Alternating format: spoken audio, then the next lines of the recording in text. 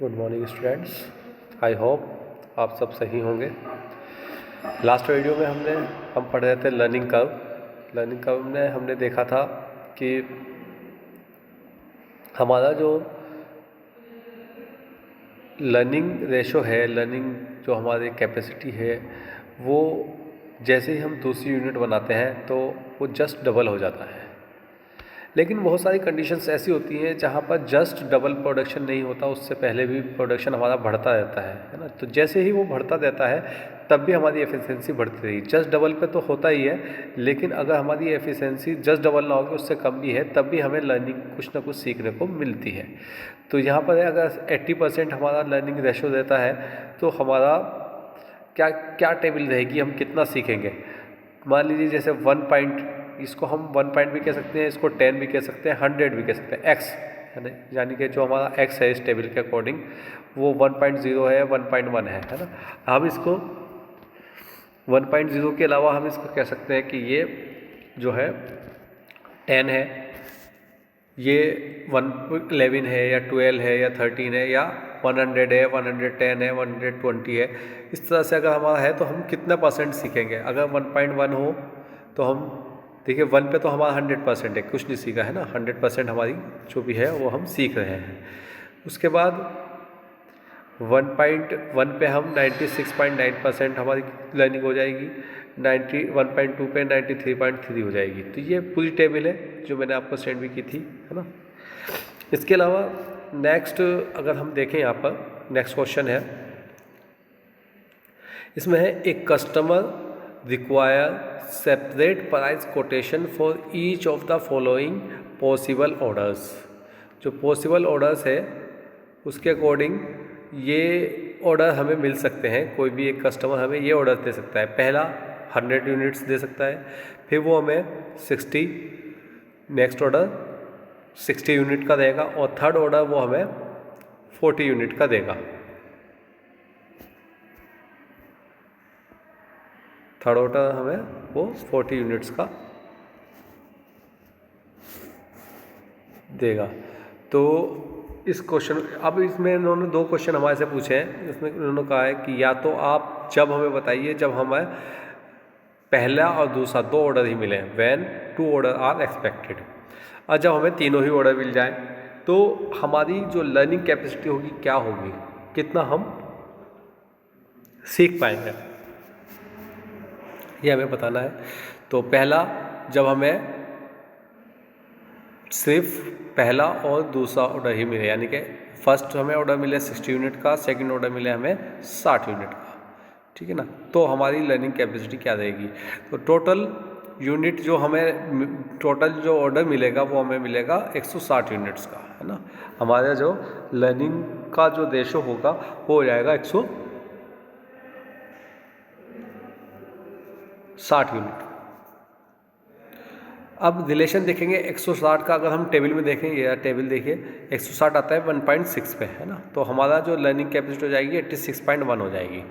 तो 160 को हम 100 से डिवाइड कर देंगे 1.6, या x हमारा हो जाएगा 1.6। तो इस टेबल के अकॉर्डिंग 1.6 अगर हमारा x है तो y हो जाएगा हमारा 86.1%, यानी कि 86.1% हम सीख जाएंगे। इसी क्वेश्चन में आगे देखा था कि एक ऑर्डर, अगर हमें फर्स्ट ऑर्डर मिलता है तो हमें 4 घंटे लगते हैं पर यूनिट बनाने में।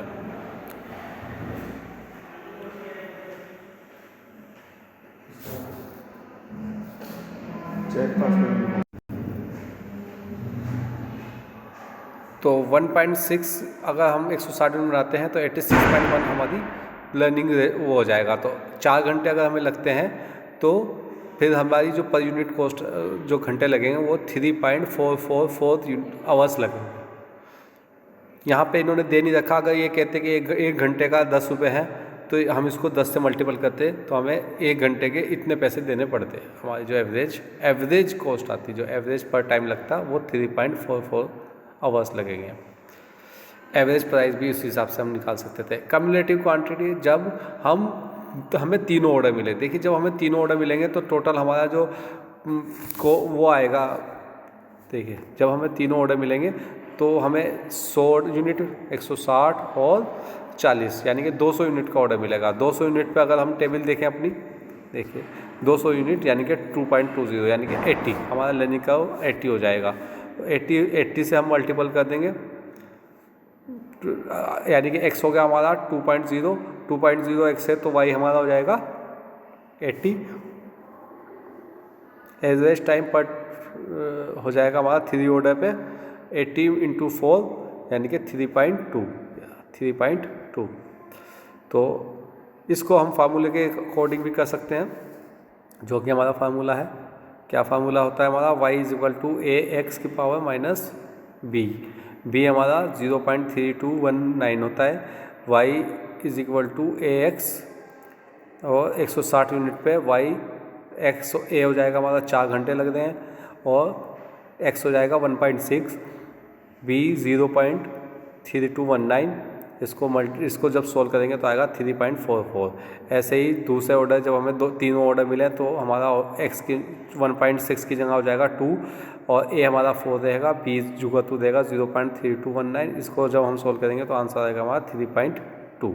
तो अगर हम इस तरह करें तभी वही आंसर होगा, और मैथमेटिकल करें तब भी हमारा आंसर वही होगा। दोनों आंसर सेम ही आएंगे, दोनों आंसर में कोई भी डिफरेंस नहीं आएगा, चाहे हम मैथमेटिकल करें चाहे हम अपना जो टेबल मेथड है टेबल के अकॉर्डिंग वो बनाए। एक बार देख लेंगे, देखिए टेबल के अकॉर्डिंग अगर हम देखें 1.10, 1.1, 1.2, 1.3, 1.4, 1.5, 1.6, 1.7, 1.8, 1.9 और 20। इधर 2.1, 2.2, 2.3, 2.4, 2.5, 2.6, 2.7, 2.8, 2.9, 3.0, 3.1, ये हमारा सारे एक्स हैं। इसके अकॉर्डिंग अगर 80% हमारा लर्निंग रेशो है, जो हमारा लर्निंग कर्व है वो 80% है, हम 80% हमारा सीख जाते हैं, है ना। 80% कॉस्ट बैठती है हमारी। तो हमारा इस पे 100, 1 यूनिट पे 100, फिर 96.9, 93.3, 91.7, 89.5, 87.6, 86.1, 84.4, 83.0, 81.5, 80.0 और 2.1 पे अगर हम देखेंगे तो 78.9, 77.8, 76.8, 76, 74.9, 74, 73.2, 72.3, 71.5, 70.7 और 3.1 पे 70% हमारी कॉस्ट आ जाएगी। ये पूरी टेबल है, इसी तरह आगे बढ़ भी जाती है, लेकिन हमारी जो हमें जो रिक्वायर रहती है वो इस 70 तक ही रहती है, तो 70 पे हमारा काम हो जाएगा। तो यही हमारा क्वेश्चन था, ये एक ही क्वेश्चन मैंने आज आपको यहाँ पर कराया है, इसको आपको करना है। इसके मैंने आंसर भी आपके पास सेंड कर दिए हैं, आप लोग देख सकते हैं। तो आज के लेक्चर में यही क्वेश्चन आपको रहेगा, इसी को ही आप कर लीजिएगा, ठीक है। चलिए नेक्स्ट क्लास में मैं आपको नेक्स्ट क्वेश्चन, जो कि ये है, मैंने शायद आपको भेजा भी है, एक बार देख लीजिएगा, है ना। इसके बाद एक क्वेश्चन ये है, ये भी देखना है हमें, और एक और क्वेश्चन 7.1 है, और इसके बाद एक क्वेश्चन यहाँ पर 8वां है, और एक क्वेश्चन 9 है। या हमें 9 क्वेश्चन ही हमें करने हैं यहाँ पर। 9 क्वेश्चंस हमारे हो जाएंगे तो ये हमारा सब्जेक्ट पूरा हो जाएगा। नेक्स्ट जो स्लाइड्स में बनाऊँगा उसमें क्वेश्चन नंबर 5, 4 और 5 के बाद 6, 7, 8 और 9, ये सारे क्वेश्चंस हम अगली 1-2 वीडियोज़ में कंप्लीट कर लेंगे, जो कि हमें कंप्लीट करने के बाद हमारा पूरा का पूरा ये चैप्टर्स फिनिश हो जाएगा। इसका न्यूमेरिकल थ्योरेटिकल पार्ट मैं आपको पहले ही बता चुका हूँ, न्यूमेरिकल पार्ट भी इसमें क्लियर हो जाएगा। तो यहीं तक का ये लेक्चर है। शायद आप इसको एक बार दोबारा रिवाइज़ कर लीजिएगा, दोबारा देख लीजिएगा, क्योंकि जितनी बार आप इसको देखेंगे वीडियो को, तभी आप ये समझ पाएंगे कि क्वेश्चन हम किस तरह से कर रहे हैं। अगर आप नहीं देखेंगे तो आपकी एक ही बार में तो ये वीडियो आपको वो बेनिफिट नहीं दे पाएगी जो देना चाहिए। तो इसी वीडियो को देखते हुए आप लोगों को हो सकता है आपकी क्लासेस आगे खुलने वाली हैं, जहाँ तक उम्मीद है अगर खुलेगी तो फिर ऑफलाइन आपकी क्लासेस चलनी ही है, तो उसको देख लीजिएगा आप, ठीक है। आज के लिए सिर्फ इतना ही, बाकी आपको नेक्स्ट वीडियो में मैं आपको बताता रहूँगा किस तरह से आपको सॉल्यूशन करना है।